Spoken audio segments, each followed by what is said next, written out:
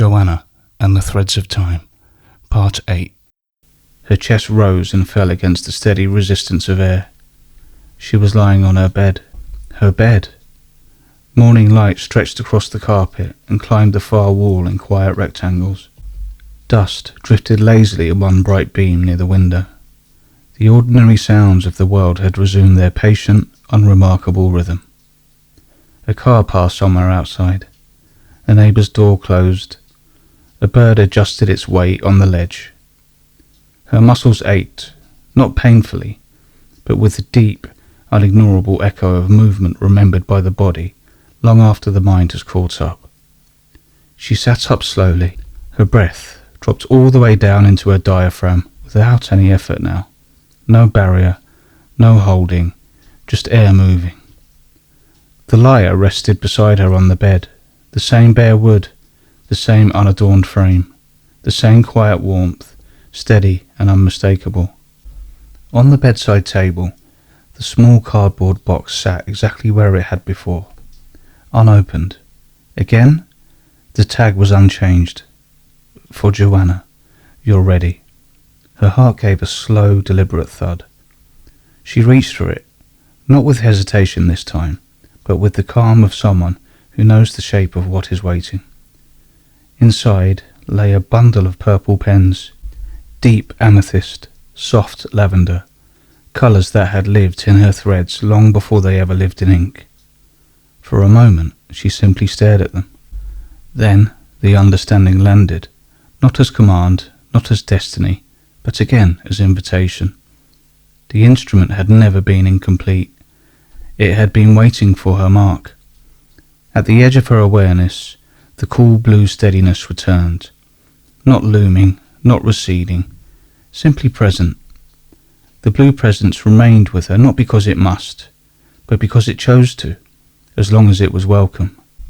Joanna felt the truth of that settle gently, without possession, without weight, and with the same clarity she understood something just as important. She was not bound to follow any thread, symbol, or crossing ever again unless she willed it. Choosing to stay was now as true as choosing to leave. She picked up one of the pens. Its tip hovered over the pale wood. For a brief instant she saw not the whole journey, but the feeling beneath all of it. Pressure learning how to move, resistance learning how to soften, breath learning how to trust its full descent. She began to draw, not carefully, not ceremonially, just honestly. Violet lines curved over the bare wood, spirals, stars, fragments of patterns that had never belonged to any single culture, but had touched many. Beside her, the blue steadiness, as usual, did not intervene. It listened. The room did not change, and yet everything in it did. In the days that followed, nothing in Joanna's outer life appeared to change. The street sounded the same in the mornings. People moved through their routines with the same distracted gravity. Her phone still chimed with notifications that pretended to be urgent, and yet everything responded differently.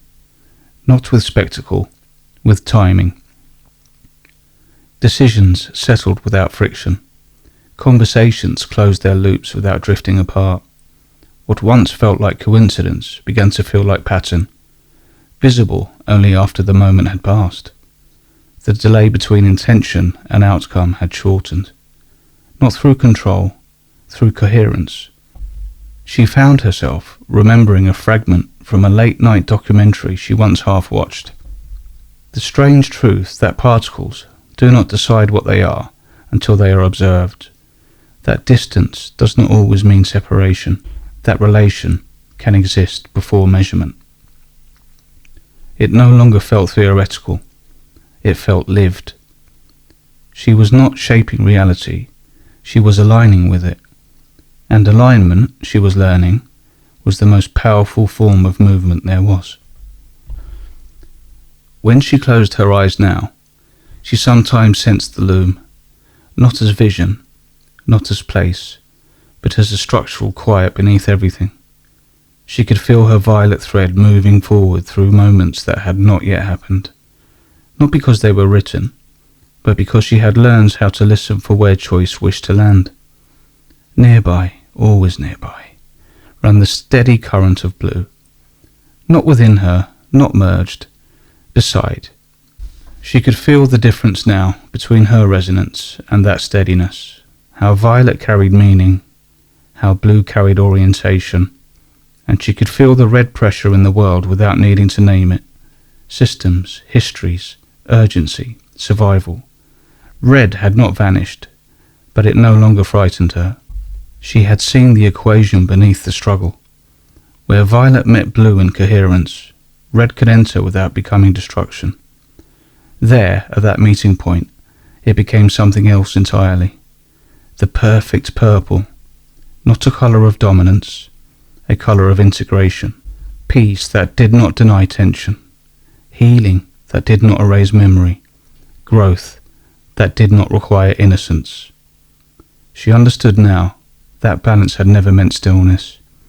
It meant relationship, held without collapse, and at last, in the quiet space where dreaming and waking gently overlap, she understood the symbol that had followed her through every crossing, not as geometry, as meaning completed. The Eye of Horus, not an emblem of surveillance, but of restoration, of something shattered returning to wholeness, of sight returning after loss, of coherence rebuilt without pretending nothing had ever broken. The eye had not been guarding her. It had been mirroring the process she herself was living. She had not been seeking power. She had been remembering how to become whole without disappearing into the remembering. No obligation tightened around her ribs. No prophecy waited for her agreement. She was not required to travel again unless she wanted to. She was free. And at the edge of that freedom, a steady blue presence remained. Not because it must, but because it chose to walk beside her as long as it was welcome. Not as fate, not as destiny, as companion. Only then, when everything else had fully settled into its true shape, did she remember his name. Paul.